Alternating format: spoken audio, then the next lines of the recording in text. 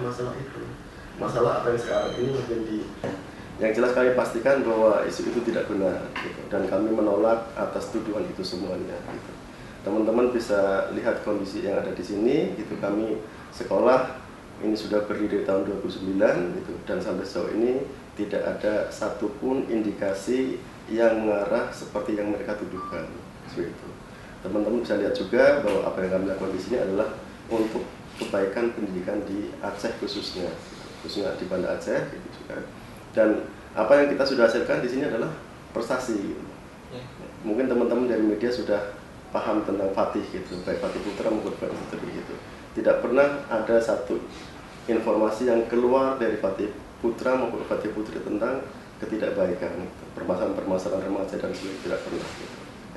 Yang selalu keluar dari Fatih Putra Fatih Putri adalah prestasi, baik itu di bidang akademis, non akademis, baik itu level nasional, internasional dan sebagainya gitu. Jadi atas tuduhan yang disampaikan oleh Kedutaan Besar Republik Turki untuk Indonesia di Jakarta, kami atas nama lembaga dari SD, SMP, SMA ataupun Fatih Bilingual School menolak itu semua.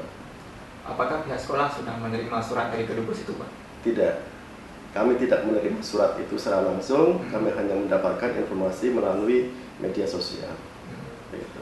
Mungkin Pak, kalau ini misalnya sempat ditutup nanti, mungkin apa langkah dari pihak sekolah, Pak? Yang jelas ini negara demokrasi gitu, semua orang punya hak untuk menyampaikan pendapatnya gitu, termasuk juga pihak dari Kedutaan Besar juga punya hak untuk menyampaikan apa yang mereka pikirkan gitu.